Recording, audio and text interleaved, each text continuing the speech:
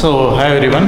So, in our last presentation session, we started with the concept of decision making. I explained what actually do you mean by decision making. I explained what actually decision making implied. Then I also explained the different types of decision. There were 6 major category of decision. We went through all those 6 categories of decisions. So in this particular presentation session, we shall try to cover one important topic from exam point of view. This is very much important from exam point of view.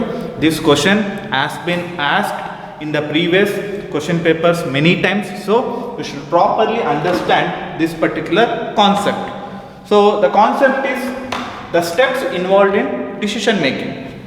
As you can see the title has been mentioned as steps involved in rational decision making. Rational in the sense there should not be any emotional aspect.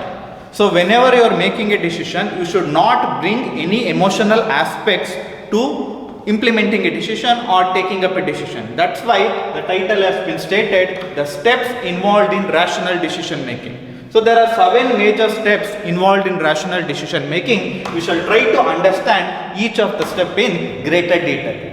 So if you understand all the 7 steps in greater detail, then you can implement this 7-step process in any aspect of your life. It can be in your organization, it can be in your career, it can be in any job you are taking up. You can implement this 7-step decision making process.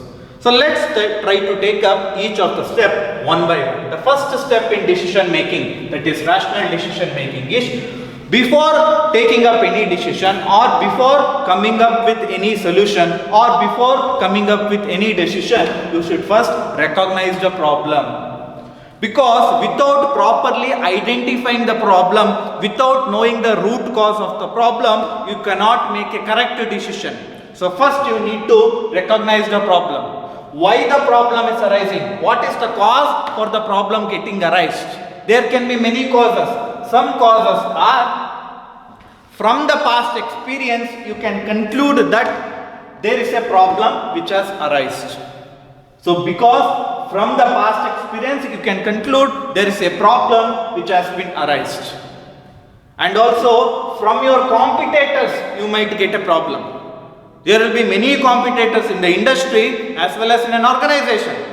So from your competitors you might get a problem. From your employees you might get a problem. So first you need to understand the type of problem, the cause of the problem. Once you understand the type and cause of the problem, then taking up a decision will be much easier. The first step is to recognize the problem. The second step, which is to decide priorities. Because in an organization there will be many number of problems, huge number of problems. You need to decide the priorities among all those problems. Which problem should be given higher priority? Which problem should be given lower priority? Then also you should decide which problem can be solved by managers. Which problem can be solved by manager subordinates. Which problems can be solved by the top officials, above manager. You should decide all these things. Based on this decision, you need to allocate some priority.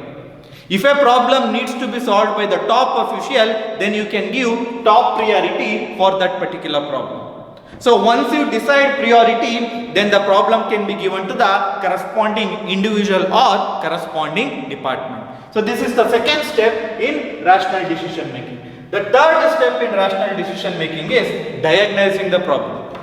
You identify the problem. You know the root cause of the problem, you have prioritized the problem, now you should take up the problem and start diagnosing it.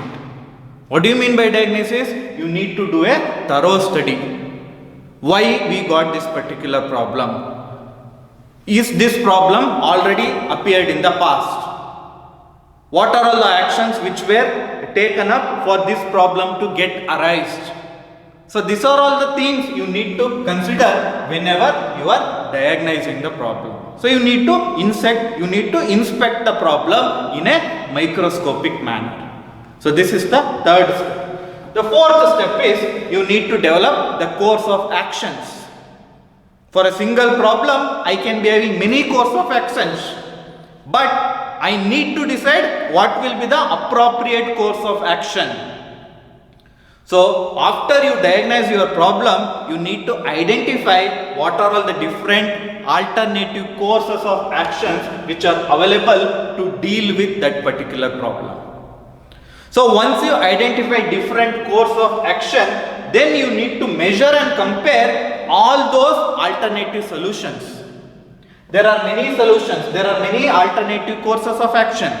So you need to measure and compare the consequences of all those solutions.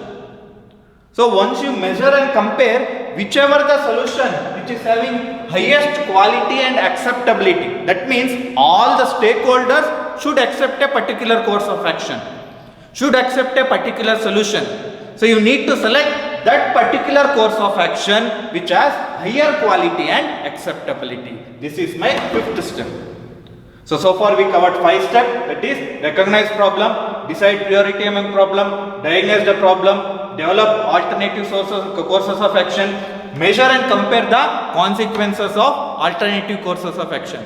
Whichever course of action is having higher quality and acceptability, choose that particular course of action as the solution, as the decision you need to make. This is the fifth step. The sixth step is, once the decision has been made, you need to implement that particular decision into effective action. It is not at all enough just to make a decision. Once you take up a decision, that needs to be implemented into effective action. The decision you have taken should be properly communicated to the concerned employees. Only when the employees understand your decision, they will be in a better position to implement that particular decision.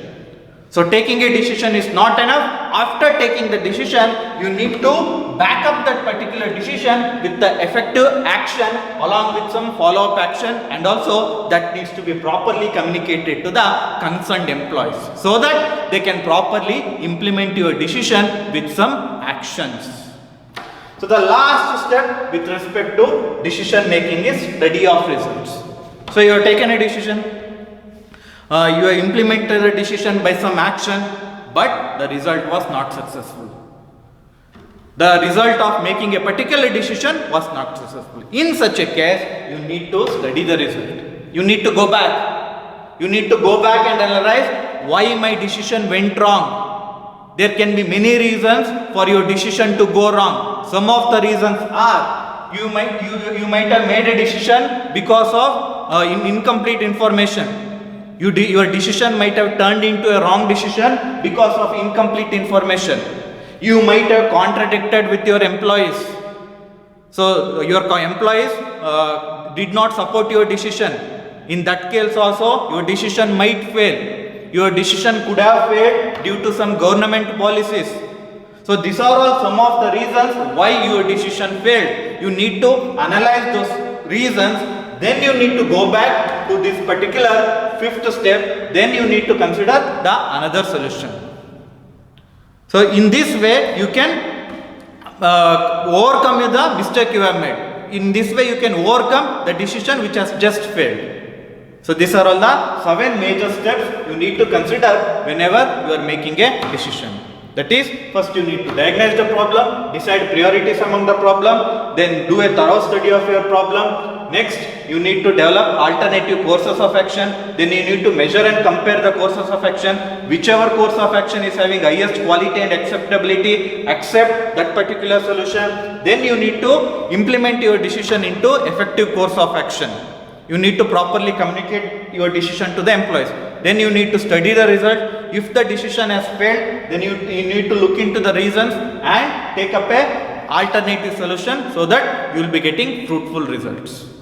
So hope you have got a clear picture with respect to what are all the steps you need to follow with respect to rational decision making. So watch all the session we have covered till now. Still, if you are getting any doubts with respect to any of the presentation session, you can ping me with respect to your doubts. Thank you.